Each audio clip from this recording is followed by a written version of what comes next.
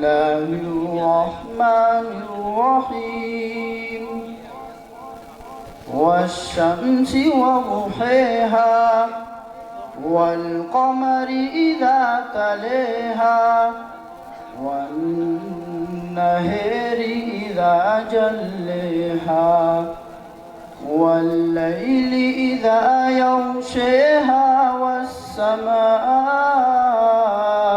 وما بنيها والأرض وما طحيها ونفس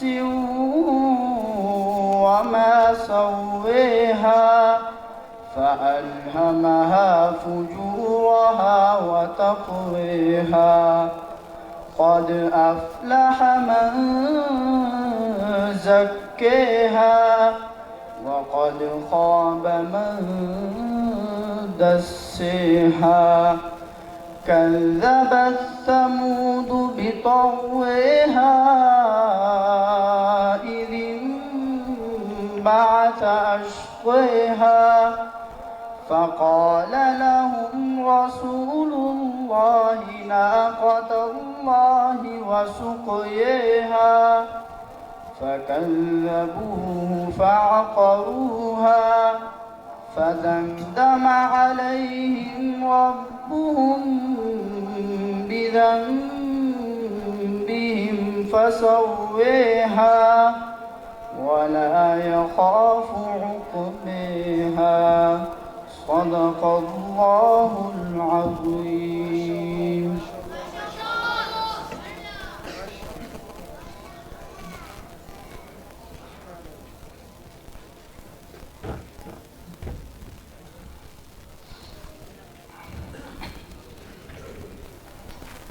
قرآن کا نہ کوئی متبدل ہے، نہ تماثل ہے، نہ بدل ہے۔ قرآن ہر عقدۂ دشوار کا حل ہے۔ قرآن بصیرت بھی، بصائر بھی، بصر بھی۔ قرآن تاثیر بھی، مؤثر بھی، اثر بھی۔ قرآن سلیقہ بھی، کرینہ بھی، ادب بھی۔ قرآن عجوبہ بھی، عجائب بھی، عجب بھی۔ قرآن مصدق بھی، مطہر بھی، مبی بھی۔ قرآن کے حفاظ میں جبرائیل امین بھی۔ قرآن نے کہا کہ ہم نے ماحول بدلے، ہم نے اطوار بدلے، ہم نے لوگ بدلے۔ جو بکھرے ہوئے تھے ہم نے انہیں ملا دیا، جو بچھڑے ہوئے تھے ہم نے انہیں بسا دیا۔ قرآن نے انسانی شخصیت کو اٹھایا اور باہم عروج تک پہنچایا۔ تنگ دستی، اخوت، بھائی چارہ، غریبی، ہر مقام پہ قرآن نے انسان کی رہنمائی کی۔ قرآن نے انسان کو انسان ہونے کا شرف بخشا اور اشرف المخلوقات ہونے کا۔ قرآن نے انسان کو بتایا کہ علامہ جب شروانی پہن کے نکلتے ہیں تو کہنے والے کہتے ہیں علامہ آج تو فرشتہ معلوم ہوتے ہو۔ لاہوری کلندر تڑپ کر کہتا ہے فرشتہ کہنے سے میری توہین ہوتی ہے، میں مسجود ملائک ہوں، مجھے انسان ہی رہنے دو۔ یہ قرآن وہ کتاب ہے سخت لاکھ چٹانوں سے جس نے چشم و حکمت کے چشمے جاری کر دیے۔ اب میں قرآن حکیم کی تلاوت کے لیے اس عظیم قاری کو دعوت دینے چلا ہوں جو ملک پاکستان ہی نہیں بلکہ پوری دنیا کی ایک خوبصورت آوازوں میں سے خوبصورت آواز ہے۔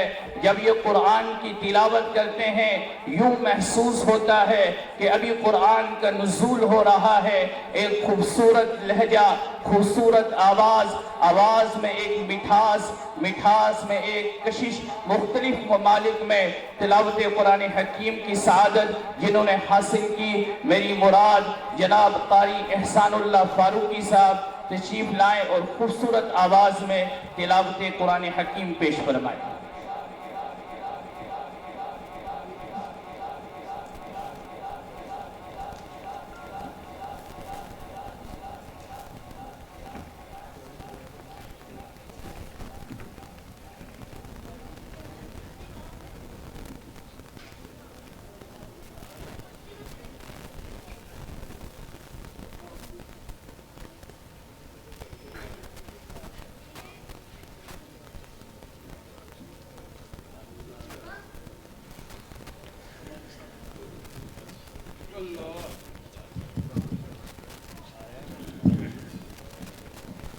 السلام علیکم ورحمۃ اللہ